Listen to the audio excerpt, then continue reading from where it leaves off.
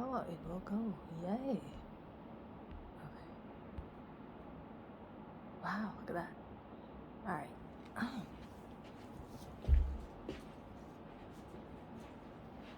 Oh, hi everybody. Um, I just tried to do some selfies with this camera. Merry Christmas, everybody. This is not my first Christmas message to friends for this year. I spoke downstairs a few hours ago, but the camera's working even at home, so I thought I would say something. Um, well, what more do I have to say? I haven't talked much about um, my sister's daughter, Amelia.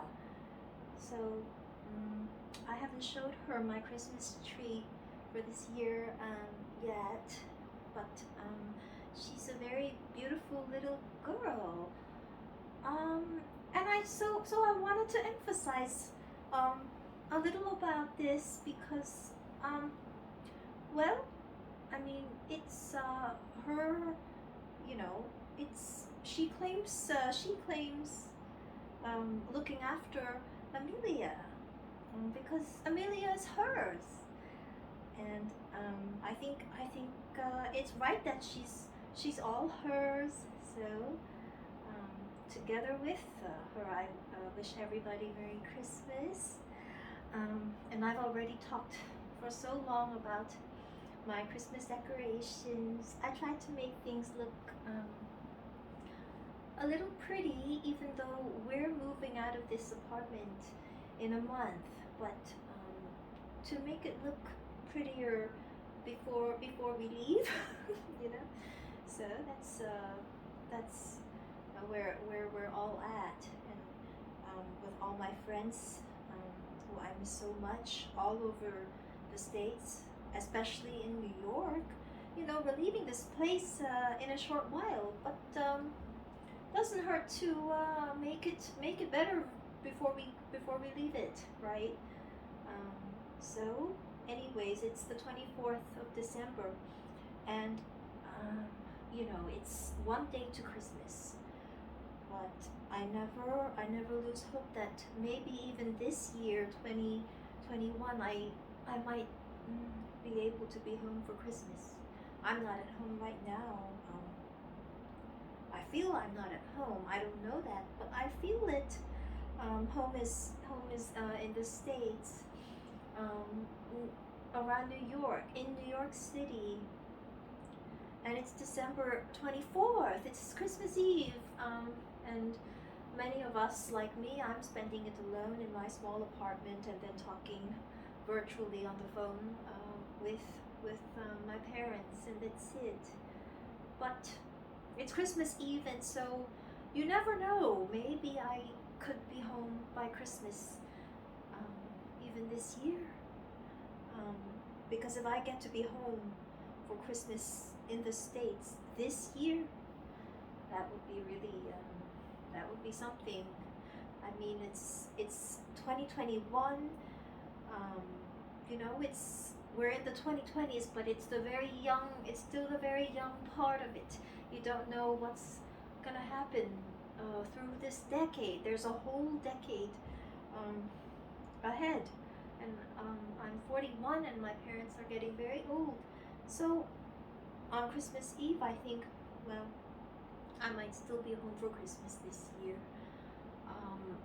And I don't know how it would happen, but I'll do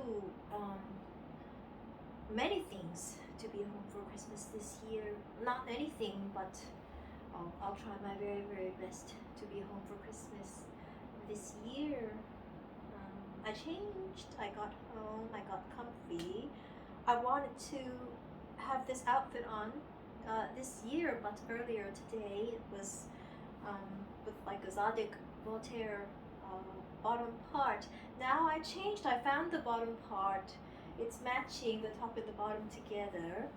And then I just put, I think I got this belt from IKEA, but I think it matches very nicely. It's a black stripe, but it's a little pointy, and it's got some, well, gold champagne sparkle on it. And this is my tree. And well, I wanted to say that I wanted to emphasize that, Amelia is just hers. And Amelia is all hers.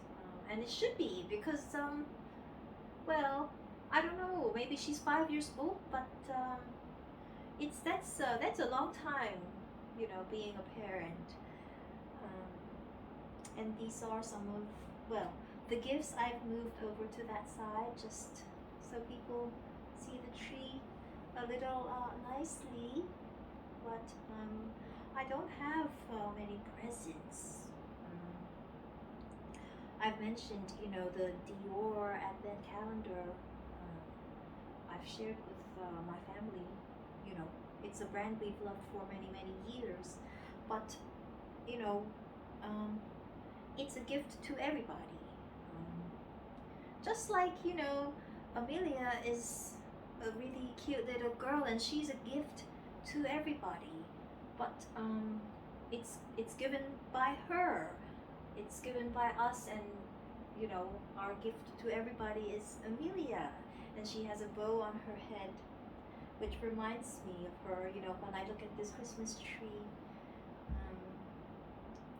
and well, here it's a bow on this side, so she's always very, very safe.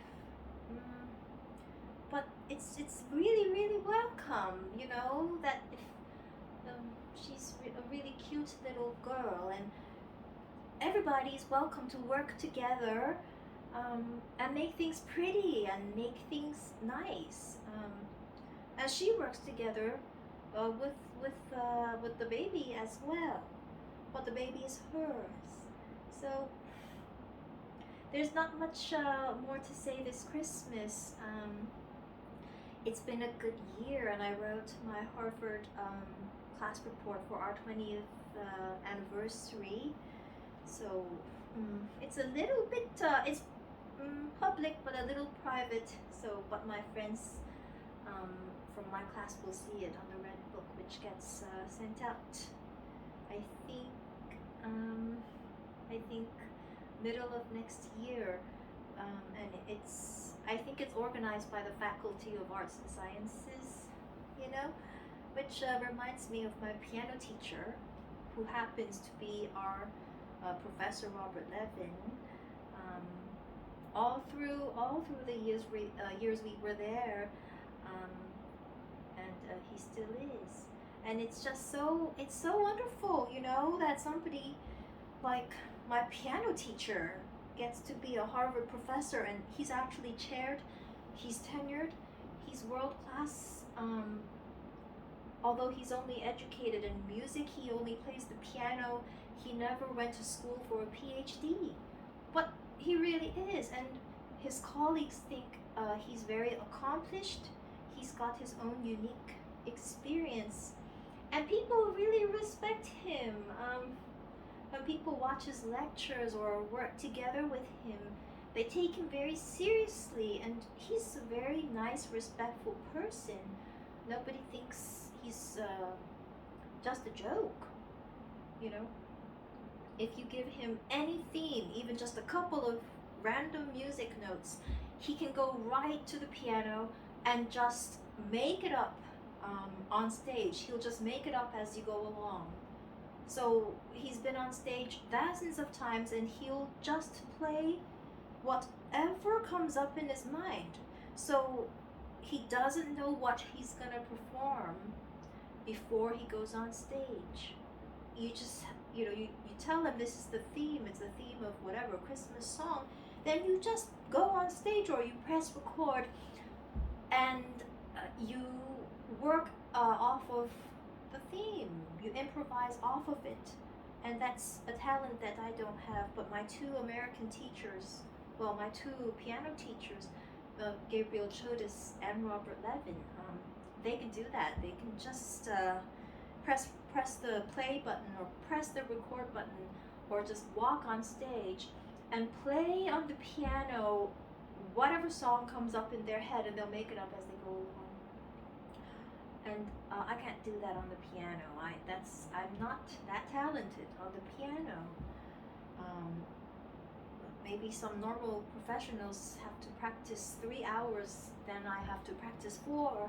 And I went to school, and I've worked serious jobs. I still think of and talk to my boss from Goldman Sachs, Richard McNeil. And actually, I learned so much about selling things to clients working with Richard, because we covered some of the biggest clients in the world.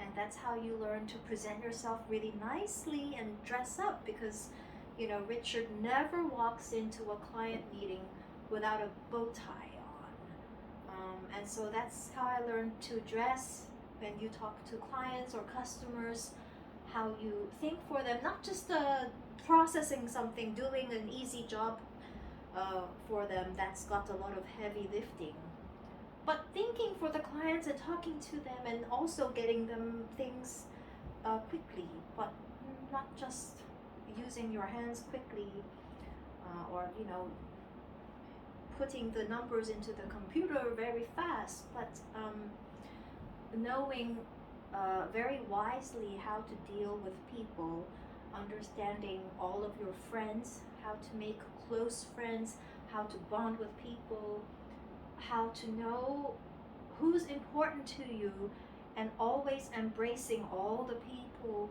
you feel matter to your heart. And that's things that really, really, really, really matter.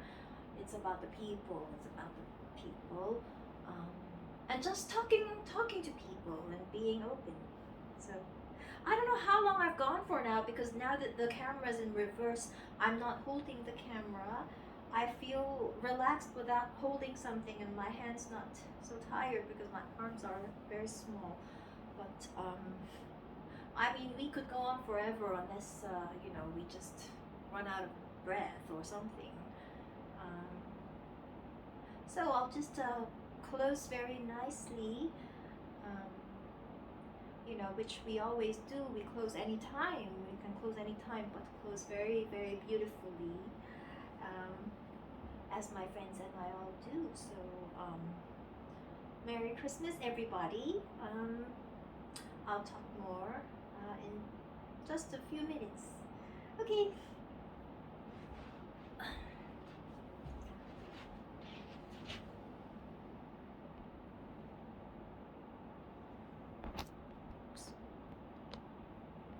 Oh no, cannot pause.